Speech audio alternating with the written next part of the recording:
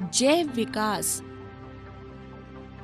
जनन प्रक्रिया में विभिन्नताएं डीएनए प्रतिकृति में त्रुटियों और लैंगिक जनन दोनों से ही उत्पन्न होती हैं। जब इन विभिन्नताओं के कारण समय के साथ साथ सजीवों के रूप में अत्यधिक परिवर्तन आ जाते हैं तो हम इसे जैव विकास कहते हैं। मान लीजिए 12 लाल भृंगों यानी बीटल्स का एक समूह है जो लैंगिक जनन द्वारा संतति उत्पन्न करते हैं। इन्हें कौवे खाते हैं। इनमें जनन के दौरान एक रंग की विभिन्नता आ जाती है और उनमें एक हरे रंग का भृंग शामिल हो जाता है। लाल रंग के भृंगों को कौवे खाते हैं, लेकिन हरी पत्तियों में छिपे होने के कारण हरे रंग के भृंग बच जाते हैं। इस तरह लाल भृंगों की संख्या में कमी आती जाती है और हरे रंग के भृंगों में वृद्धि होती जाती है। इस प्रकार कौवों द्वारा किया गया प्राकृतिक चयन यानी नेचुरल सिलेक्शन भृंगों की जनसंख्या को विकास की ओर ले जा रहा है।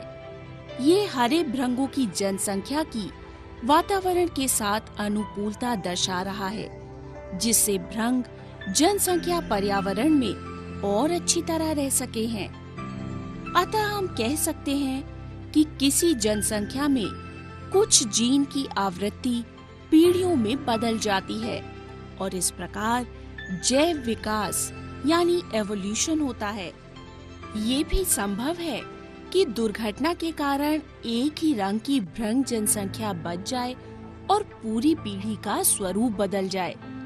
जैसे कि मान लीजिए कि लाल भृंगों की जनसंख्या में जनन के समय एक रंग की विभिन्नता पैदा हो जाए, जैसे कि एक नीला भृंग आ जाए और ये भृंग भी अपने रंग को वंशानुगत कर सकता हो।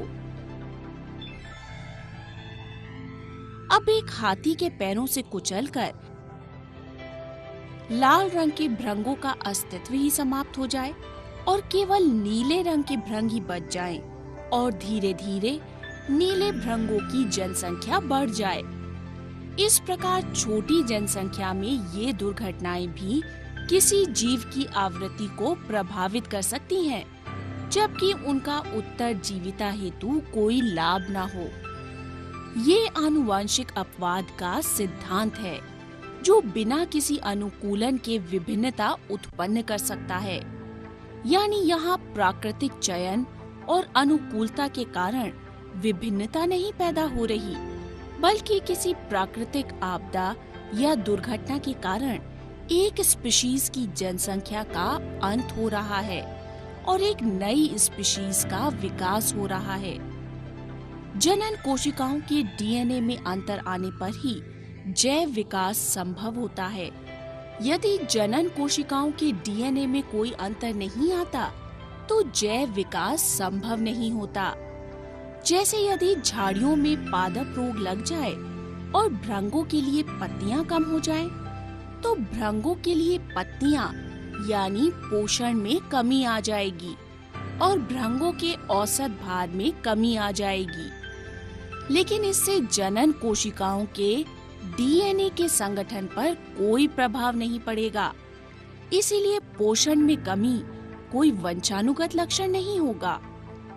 वास्तव में कायिक ऊतकों यानी नॉन रिप्रोडक्टिव सेल्स में होने वाले परिवर्तन लैंगिक कोशिकाओं के डीएनए में नहीं जा सकते और इसीलिए ये जैव विकास का कारण नहीं बन सकते।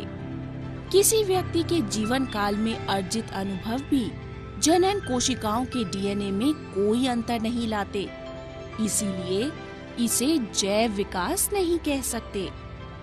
उदाहरण के लिए, यदि हम पूंछ वाले चूहों का संवर्धन करें तो उसकी अगली पीढ़ी की संतति में पूंछ होगी, और यदि हम इन चूहों की पूंछ कई पीढ़ी तक काटते रहें तो भी हमें पूंछों वाले चूहों की ही संतति प्राप्त होगी, क्योंकि पूंछ काटने से जनन कोशिकाओं की जीन पर कोई प्रभाव नहीं पड़ता। इसलिए हम ये नहीं कह सकते कि यहाँ जैव विकास हो रहा है।